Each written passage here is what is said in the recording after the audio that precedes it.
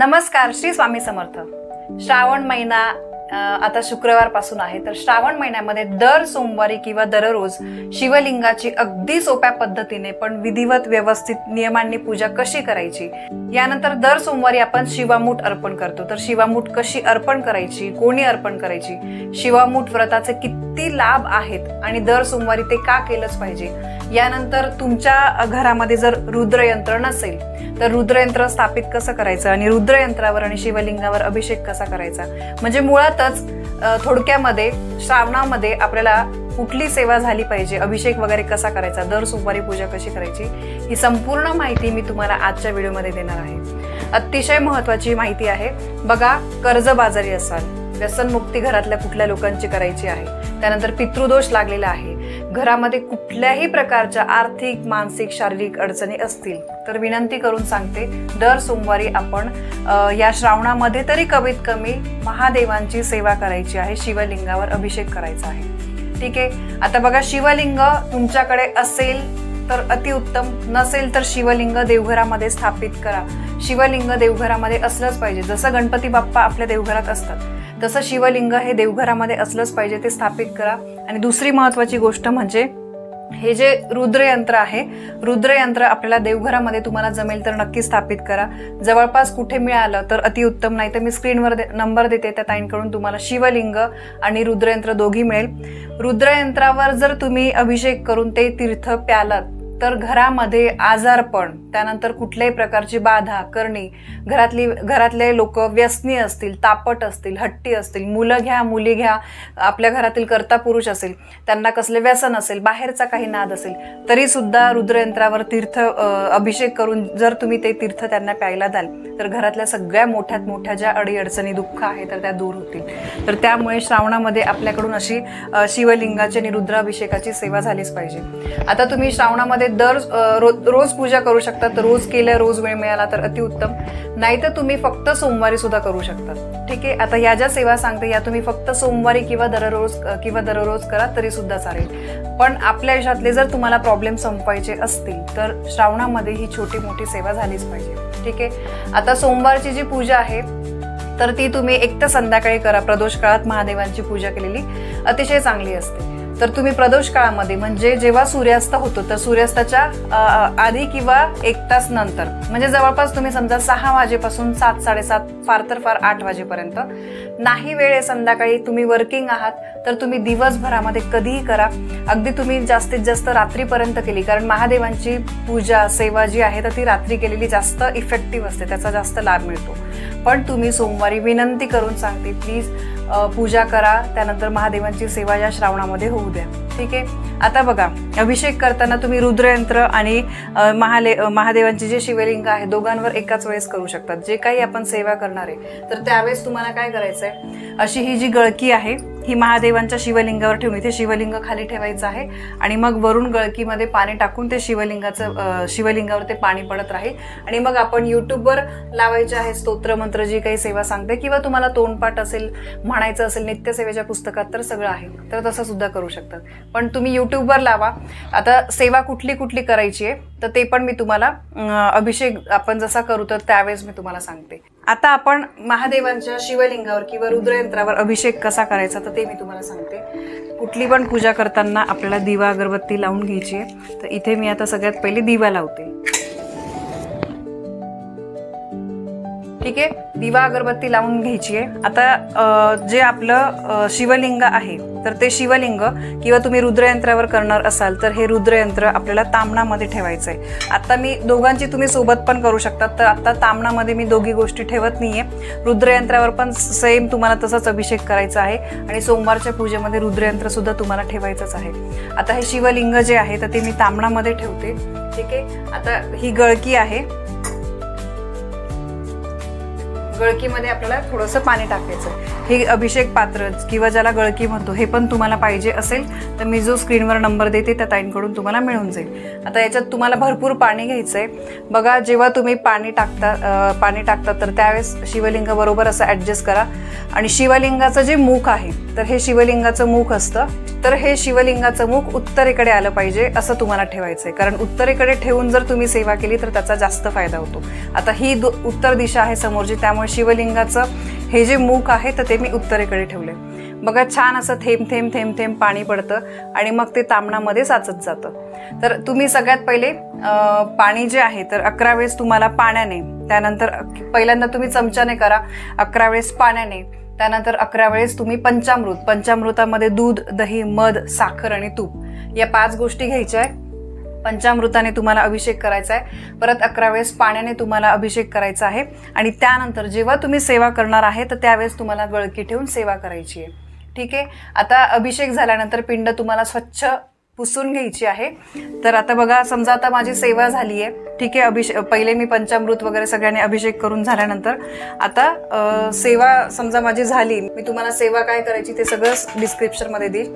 आता हे जे शिवलिंग आहे तर हे आपल्याला स्वच्छ पुसून घ्यायचंय बघा। मी इथे पाटावर वस्त्र घेतलंय, त्यानंतर खाली छान अशी रांगोळी काढली आहे। आता शिवलिंग जे आहे तर ते मी ताम्हणामध्ये ठेवलंय आणि महादेवांच्या पूजेमध्ये शक्यतो आपल्याला पांढरे वस्त्र जे आहे तर ते घालून पूजा करायची। आता शिवलिंग इथे ठेवण्याआधी खाली आपल्याला तांदूळ ठेवायचे आहे। तरी बघा, तांदूळ इथे ठेवले, तांदळावर मी शिवलिंग ठेवलंय। शिवलिंगाचा आता आपला अभिषेक झालेला आहे, ठीक आहे। आता या शिवलिंगाला आपल्याला 3 बोटांनी सगळ्यात पहिले आपल्याला अभिषेक करत सेवा करून घ्यायची। सेवा काय करायची ते मी तुम्हाला स्क्रीनवर देते। आणि त्यानंतर शिवलिंग ताम्हणामध्ये ठेवून खाली तांदूळ ठेवायचे। आता शिवलिंग त्यावर ठेवल्यानंतर महादेवांना आपल्याला भस्म अर्पण करायचं। तर हे भस्म आहे, हे 3 बोटं जे आहे मधले 3 बोटं भस्मामध्ये टाकायचे आहे आणि ब्रह्मा, विष्णू, महेशांचं ते प्रतीक असतं। तर अशा पद्धतीने आपल्याला छान महादेवांच्या पिंडीला डार्क असं भस्म लावायचं आहे, ठीक आहे। त्यानंतर लाल चंदन आणि पिवळं चंदन, जिथे देवाचं सामान मिळतं त्या ठिकाणी तुम्हाला हे मिळून जाईल। आपण शिवलिंगाला हळदी कुंकू कधीही अर्पण करत नाही, ठीक आहे। तर हे जे लाल चंदन आहे हे थोडं ओलं करायचंय, ठीक आहे। आणि त्यानंतर हे पिवळं चंदन सुद्धा थोडंसं ओलं करून ते तुम्हाला अर्पण करायचंय। आता महादेवांच्या आवडीच्या गोष्टी तुम्हाला अर्पण करायच्या आहे। आता त्यामध्ये बघा, सगळ्यात पहिले कापसाचं जे पांढरं वस्त्र आहे तर पांढरं वस्त्र आपण महादेवांना अर्पण करू। आता शिवलिंगाला पहिले मी कापसाचं जे वस्त्र आहे पांढरं वस्त्र तर ते अर्पण करते। त्यानंतर महादेवांच्या पिंडीवर त्यांना ज्या गोष्टी प्रिय आहेत तर बघा, या ठिकाणी आता मी काय काय घेतलंय। त्यानंतर बेलपान आहेत, बेलपान पाहिजेच पाहिजे, बाकी इतर गोष्टी असू द्या किंवा नसू द्या पण बेलपान हे असलंच पाहिजे। त्यानंतर बेलाचं फळ आहे, त्यानंतर धोत्र्याचं फळ आहे, हे रुईचे पानं आहेत, त्यानंतर हे गोकर्णीचे फुलं आहेत, हे सगळे महादेवांना प्रिय आहेत। त्यानंतर पांढरे फुलं, हे कण्हेराचं फूल आहे, त्यानंतर शमीचे पानं आहेत आणि आघाड्याचे पानं आहेत। तर या गोष्टी आपल्याला सगळ्या अर्पण करायच्या आहे। आता महादेवांच्या शिवलिंगावर या सगळ्या गोष्टी मी अर्पण करते। सगळ्यात पहिले बेलपान जे आहे ते आपल्याला पालथं 3 पान घ्यायचे व्यवस्थित, ते तुटले फाटलेले नको आणि खालचा देठ जो आहे तो थोडासा काढून टाकायचा आहे आणि पालथं बेलपान आपल्याला अर्पण करायचं आहे। त्यानंतर पांढरे फुलं अर्पण करू, सगळी फुलं मी अर्पण करते। गोकर्णीचं फूल, रुद्राक्षाची माळ, महादेवांना रुद्राक्ष अतिशय प्रिय आहे त्यामुळे रुद्राक्षाची माळ आपण अर्पण करू। तर बघा, ही सगळी फुलं मी महादेवांची जी प्रिय फुलं आहेत तर ते सगळे अर्पण केलेले, ठीक आहे। आता बघा, हे झाल्यानंतर आपल्याला सगळ्यात पहिले कळालं तुम्हाला अभिषेक करायचा आहे शिवलिंगाचा, त्यानंतर सेवा करायची आहे आणि सेवा करून झाल्यानंतर शिवलिंग देवघरामध्ये ठेवून किंवा देवघराच्या इथे जागा असेल तिथे ठेवून या सगळ्या गोष्टी अर्पण करायचं आहे। आता बघा, महादेवांना आपल्याला फुलं वगैरे अर्पण करून झाल्यानंतर नैवेद्य म्हणून एक फळ तुम्ही अर्पण करू शकता। तर आता इथे बघा, मी पाण्याचा भरीव चौकोन करते, त्यावर मी हे फळ ठेवते। फळाभोवती पाणी फिरवायचंय किंवा तुम्ही साधा दूध साखरेचा नैवेद्य दाखवला तरी पण चालेल। त्यानंतर रुद्रयंत्रावर पण आपल्याला सगळे फुलं वगैरे जे आहेत ते अर्पण करायचे। रुद्रयंत्राची पण आपल्याला छान अभिषेक करून पूजा करून घ्यायची। आता हे झाल्यानंतर आपल्याला शिवामूठ अर्पण करायची। शिवामुठीचं जे व्रत आणि पूजन करतात श्रावण महिन्यामध्ये तर त्यांना सगळ्या प्रकारचं सुख मिळतं, त्यांच्या आयुष्यातले अडीअडचणी दूर होतात।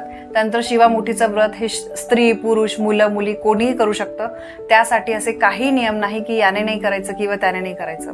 तर आता पहिल्या सोमवारी जे आहे तांदळाची शिवामूठ अर्पण करतो, दुसऱ्या सोमवारी आपण तिळाची शिवामूठ अर्पण करतो, तिसऱ्या सोमवारी आपण मूग जे आहे हिरवे मूग जे आहे तर त्याची शिवामूठ अर्पण करतो, चौथ्या सोमवारी आपल्याला जवस अर्पण करायचे असतं। तर अशा प्रकारे प्रत्येक सोमवारी आपण शिवामूठ जी आहे तर ती अर्पण करायची आहे। आता समजा पहिल्या सोमवारी तांदळाची शिवामूठ आहे तर आपल्याला तांदूळ या ठिकाणी घ्यायचे उजव्या हातामध्ये, त्याच्यावर अगदी किंचितचं आपल्याला पाणी टाकायचंय। ठीक आहे, थोडंसं आपल्याला या तांदळावर पाणी टाकायचंय। तुम्ही महादेवांच्या मंदिरामध्ये जाऊन असे शिवामूठ सुद्धा अर्पण करू शकतात। आणि त्यानंतर शिवामूठ जे आहे तर अशा प्रकारे तुम्हाला मूठ बंद करायची आहे। 3 वेळेस आपल्याला हातामध्ये तांदूळ घेऊन 3दा अर्पण करायचं आहे। मी एकदा तुम्हाला करून दाखवते। शिवामूठ अर्पण करताना म्हणायचं आहे, शिवा शिवा महादेवा माझी शिवामूठ ईश्वरा देवा, मनातील इच्छा पूर्ण करा महादेवा। असं तुम्हाला 3दा शिवामूठ अर्पण करून 3दा हा मंत्र म्हणायचा आहे। त्यानंतर नमस्कार करायचा आहे आणि सगळ्यात शेवटी तुम्हाला महादेवांची आरती करायची आहे। तर आता बघा ही तांदळाची शिवामूठ अर्पण केली, याच प्रकारे आपल्याला दर सोमवारी जी शिवामूठ आहे त्या दिवशी तर ती तुम्हाला अर्पण करायची आणि महादेवांची आरती म्हणायचीच आहे। फार काही तुम्हाला जमलं नाही तर ओम नमः शिवायचा जप करायचा आहे सगळं करताना आणि महादेवांची शेवटी आरती म्हणायची आहे। युट्यूबला तुम्हाला सगळं काही मिळेल, नित्यसेवेचं पुस्तक आहे त्यामध्ये सुद्धा सगळं आहे। त्यानंतर 12 ज्योतिर्लिंग स्तोत्र तुम्ही म्हणू शकतात, शिवस्तुती म्हणू शकतात, भरपूर अशा गोष्टी आहे। नाही काही जमलं तर तुम्ही फक्त ओम नमः शिवायचा जप करा, पण दर सोमवारी एक तर महादेवांच्या मंदिरामध्ये जाऊन किंवा घरच्या घरी अशी शिवामूठ तुम्हाला अर्पण करायचीच आहे। तर बघा आपण जे अभिषेक केलं होतं रुद्रयंत्रावर किंवा शिवलिंगावर तुम्ही जे काही अभिषेक कराल तर ते तीर्थ घरातल्या सगळ्यांनी प्यायचं आहे। हट्टी तापट लोकांना ते द्यायचं आहे की जेणेकरून त्यांच्या वागण्यामध्ये खरंच तुम्हाला बदल दिसून येतील। आणि ही सेवा जी आहे ही तुम्ही सकाळ संध्याकाळ कधी पण करू शकता, शक्यतो संध्याकाळी केलेली अतिशय उत्तम असते। शिवामूठ जी आहे ती तुम्ही मंदिरामध्ये सुद्धा अर्पण करू शकता। आता जशी सेवा आपण ह्या शिवलिंगावर केली त्याचप्रमाणे सेम सेवा रुद्रयंत्रावर करायची आहे। नवीन रुद्रयंत्र आणलं तरी पण मी सांगितली जी सेवा आहे डिस्क्रिप्शन मध्ये पण मी देते, ती सगळी सेवा युट्यूबला लावून त्याच्यावर गळकी ठेवून अभिषेक करायचा आहे आणि त्यानंतर शिवलिंगावर या सगळ्या गोष्टी अर्पण करून ते शिवलिंग जे आहे रुद्रयंत्र जे आहे तर ते तुम्हाला देवघरामध्ये स्थापित करायचं आहे। अशा प्रकारे देवघरामध्ये आपण रुद्रयंत्राची सुद्धा स्थापना करू शकतो। बघा फार काही नाहीये, अगदी सोप्या पद्धतीने करायचं आहे। सकाळची देवपूजा झाल्यानंतर तुम्हाला पांढरे वस्त्र परिधान करायचे आहे। त्यानंतर शिवलिंगाचा किंवा रुद्रयंत्राचा तुम्हाला पहिले अभिषेक करायचा आहे दुधाने, पंचामृताने आणि त्यानंतर पाण्याने। त्यानंतर शिवलिंग जे आहे ते तामणामध्ये ठेवून तुम्हाला सेवा करायची आहे। सेवा झाल्यानंतर या सगळ्या गोष्टी अर्पण करून हे शिवलिंग संपूर्ण सोमवार तुम्हाला तसंच ठेवायचं आहे। कळालं? तुम्हाला रुद्रयंत्र पाहिजे असेल किंवा तुम्हाला शिवलिंग पाहिजे असेल तर तुम्हाला मी स्क्रीनवर नंबर देते, त्या ताईंकडून मिळून जाईल। अतिशय सुंदर छान अशी ही सेवा आहे, खरंच तुम्ही ही सेवा करा। बघा सोमवारी रुद्राभिषेक करण्याचे खरंच खूप फायदे आहे। घरामध्ये कुठलीही मोठ्यात मोठी अडचण असेल तर नक्की करा। मला बऱ्याच कमेंट येतात की ताई आमच्या घरामध्ये व्यसन वगैरे केले जातात तर काय करावं, कारण ज्या घरामध्ये असं व्यसन होताना त्या घराची कधीही प्रगती होत नाही। त्यामुळे नक्की तुम्ही सांगितल्याप्रमाणे सेवा करा, सांगितल्याप्रमाणे तुम्ही अभिषेक करा, दर सोमवारी करा, हरकत नाही। आपल्याला वर्षभर समजा वेळ मिळत नाही पण श्रावण महिना अतिशय पवित्र आहे तर या महिन्यामध्ये महादेवांचा प्रभाव जास्त प्रमाणामध्ये असतो, तर त्यामुळे महादेवांनी आपल्या सगळ्या वाईट गोष्टींपासून रक्षण करावं यासाठी आपल्याला अशा प्रकारे रुद्राभिषेक दर सोमवारी करायचा आहे, महादेवांची सेवा आपल्याला करायची आहे। तर बघा हा रुद्राभिषेक तुम्हाला आवडला असेल तर नक्की व्हिडिओला लाईक करा, जास्तीत जास्त शेअर करा। आपल्या चॅनलवर नवीन असाल तर सबस्क्राईब नक्की करा। धन्यवाद। श्री स्वामी समर्थ।